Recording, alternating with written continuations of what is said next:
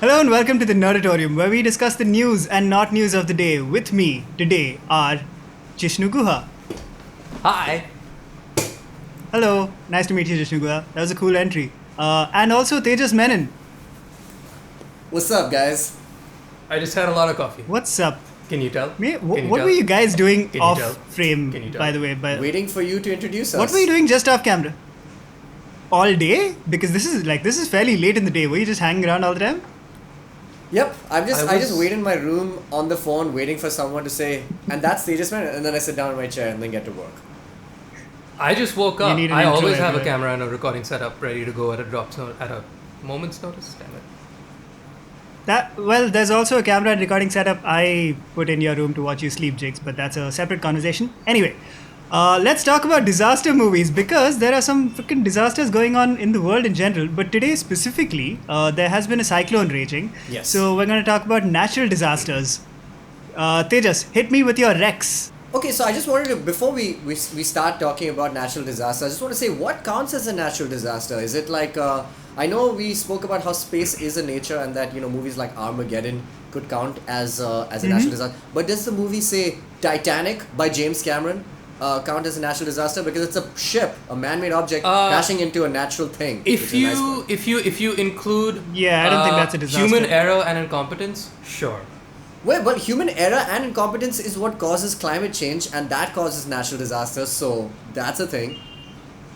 Well, if you Yes, if but you it count causes one person's natural human disasters, error it causes weather events. versus an entire race's human error, humans' errors over the course of time, I think that's the difference.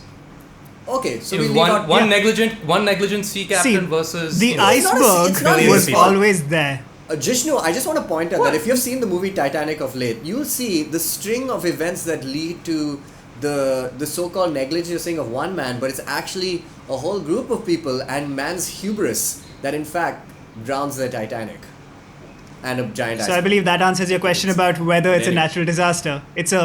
Unless you count Alright, man's hubris okay. as nature. Yes. All right, give us your natural disasters. Allow me to give my first recommendation. This is a movie that still haunts me. I had it on VHS as a kid. It was one of my dad's and I'm my gonna guess. brother's favorite movies. All right. I'm gonna guess. Hit me. Twister. Yes! Oh my god. Oh shit! Twister is Dude, one of my I favorite swear movies. To you, Yeah, I swear to you, I was thinking about this movie just last night. What the fuck is that guy's name? He's a hybrid between Dennis Quaid and Bill Pullman, and I don't know. Oh his my name. god, is it Bill Paxton? Isn't it Bill Paxton in that? Bill Baxter. Yeah. Yeah. Bless This his makes you- bless his soul. But So much coffee today. Twister is one of the best movies I've ever seen. At least as a kid. I haven't rewatched it in a really long time, which makes me feel like I should. Because I remember at that point of time, I think Dolby or whoever the main audio, I think I want to say it's THX and Dolby or something like that. They something kind like of that. prided I this was film as being one of the best when it came to like sound effects and like immersive entertainment. And I think it worked, man, because as a kid I can remember that and maybe Jurassic Park as, oh my god, does Jurassic Park count as a natural disaster? Or is it another man's No, hubris? because No, it's a man's hubris. Man's hubris, Yeah, gotcha. because a company decided to make that disaster. So, but Twister was an amazing movie. It's just about, if you guys haven't seen it, for those who are watching, it's really interesting because they're tornado chasers. So basically, like they chase these tornadoes as scientists to kind of study them. And the two parts I remember distinctly is one, obviously them chaining themselves to like static objects, in the face of the eye of the storm. And the other part is that they use aluminium kind of cans, like Coca-Cola cans and stuff, to deploy these little scanners that allow them to track the movement of this twister. And it's awesome. It's just a really amazing movie, and it's got a little bit of a dramatic story in there also. But I think arguably one of the best natural phenomena movies. I don't think it's a disaster as such. I think it's a great weather conditional movie. Hey man, tell that to the flying cow. Yeah, Oh, this the wasn't a flying cow. disaster. Oh my Pretty god. disastrous A thing. personal Yeah. tragedy for that cow and its family, for sure. It was pretty shocking. Also, the great sound effect there, where it kind of flies by with a bit of a Doppler effect on the. Yeah, amazing. Julia, I know you're upset. You just gotta breathe. We both just gotta breathe.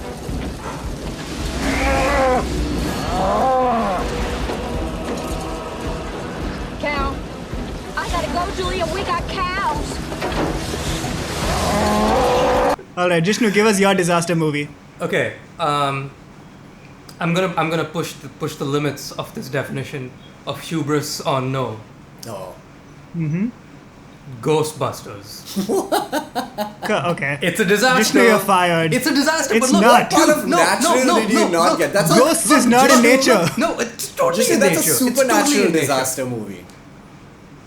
It's not a man-made thing unless you count the death of man as a man-made thing. But it's a bunch of dead people coming back. It's a man unmade thing, Jishnu. And I don't know, Dinkar, jury's out. Ghostbusters?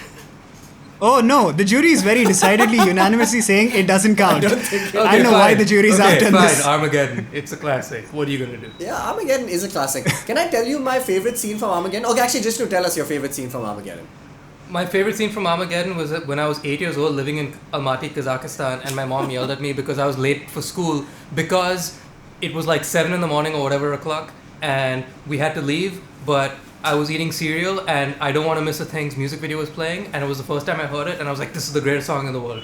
And then I was late for school because that music video was... You're not wrong. I still think it is the greatest song of all time. Especially those that violin section that starts the song. Who? If you didn't know it was Aerosmith, how the hell do you know? Especially with like the satellite like going across the screen, and Yes, you're like, that's whoa. True. Yeah. One of those classic intercuts between music video and clips from the movie, which just makes it Absolutely. feel so much more epic. Absolutely. Is that the music video which has all the screens that Liv Tyler's looking at? And or is Yes, that yeah, the yeah. I'm Leaving on a Jet Yeah. Plane version by Anna? I can't pronounce her surname. Or Liz? Oh, I something? thought it was the Aerosmith version, I think if it's I that remember one. correctly. I always remember the Yeah, I'm pretty sure millions that's of the one as well. screens Yeah, and yeah. Billy Bob looking pensive AF. And then cuts to Steven Tyler True. on those screens also. Amazing. Basically. My favorite part of that movie, though, if you guys haven't seen it, I don't want to spoil it, but basically it's the drawing the straws kind of section at the end of the film where they have to all draw straws to see who's going to have to stay behind, and that's just like that moment. That's the emotional like hook of the film, and it's more that, and obviously the hazard pay that all of the crew get. Because obviously in this movie they decide to train oil riggers, like engineers, to kind of drill a hole on As this one asteroid, does. as opposed to teach astronauts how to do the same How thing. to drill a hole. So yeah, but They can't figure it. They're busy. They've got they're things busy. to They're do. busy. That's true, and they do send astronauts as well on this mission. It's just like a motley crew, another great band that does not feature on That the does sound- not feature on the soundtrack. I think Tommy as Lee. far as I know. Tommy Lee peaked at Supernova. Motley Crue was okay. Fair enough. Oh, he peaked at Supernova. I thought he peaked. Yeah, I think it was So better. he better peaked than after Motley the Crue. thing he's famous for? Yeah, he peaked after the thing he was famous for. I think. I'm not talking about okay. the sex tape.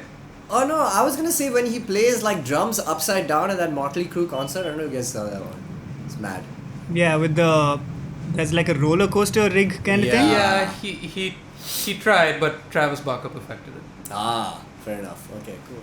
I'm also going to recommend a classic in the vein of the other recommendations we've given today. The Perfect Storm. Do you guys remember this? Yes, of course. Yeah. It's a very good movie and an underrated movie, if you ask me. It's not. Yeah, it's not an imperfect perfect. It's a storm. little. I mean, it's a bit of a melodrama, It set itself but up for I failure do. with a name like that. That's true. But it is I do enjoy it as a throwback sort of movie almost, like it's one of those perfect 90s-ish, I don't remember if it was actually the 90s, but 90s-ish movies where the spectacle was part of the fun. And the quality of the movie was actually, now that I think about it, wouldn't Twister and Armageddon also fall under That's this what I was just same? gonna say. Yeah, I a was lot of about to movies. propose the theory that They're not very good movies, all three of these. But the 90s, Objectively speaking. the 90s, was it when disaster movies as such demonstrated are the ones where, did they peak around the 90s? Is that what the 90s are known for? I think The natural so. disaster movies? I think so because like in the 90s, action movies from the 80s had kind of like really Spillover? Yeah, a bit of spillover. Like the 80s action movie had kind of been perfected or like beaten to death a little bit. And then VFX was finally catching up to the point where they were like, we can get away with making a giant Godzilla or like having a huge fireball from the sky and have it sell. Godzilla. You know what I mean? Like They finally. That's not a natural disaster the worlds either. met. No, but I mean like VFX. Sure it is, right? VFX Because and action movies kind of like finally came together properly. 80s movies weren't so much VFX. They were just like You're right, actiony explosions. Those are more which were, like, visceral really action. Well, I mean, 80s had some amazing like action movies. I a mean, few. Like, we had Yeah, Star it Wars had in a the few. 70s and 80s. Not as many so- as the 90s. Yeah. Okay. Maybe. Interesting. Yeah, possibly by the 90s. I mean, I don't think it's peaked for sure. If anything, we should be seeing more as the world kind of sees more natural disasters, if anything. And we have more late period ones like The Day After Tomorrow and 2012. 2012, just to name yes, a which few. like ruined it by just releasing its in 2010 or 2009. 2011, I think. Yeah. Yeah, why would they do that? Like you had the moment, like. Because they were talking They were about a talking about the future future. moment. Why wait? Why sit a But year future on by movie? like 3 years. Come on, man. Like just have patience and release it for the marketing value of releasing the movie 2012 in 2012. Holy shit, that would have been amazing. But they ruined it, and the movie was fine. Actually, It would have been a great director's commentary if it came out in time for like the home release to come out in 2012, and the whole director's commentary is just a loop of "I told you so, I told you so, I told you so." If they were. Okay, interesting. So, what are the more recent natural phenomena, disaster movies that we've seen? Can you guys think of any? For some reason, I can only think of San Andreas with The Rock and Carla Gugino. Yeah, Sure, I think only you that's can a think about natural that because disaster. only you have seen that movie. What? I know, I love The Rock. I watch everything he makes.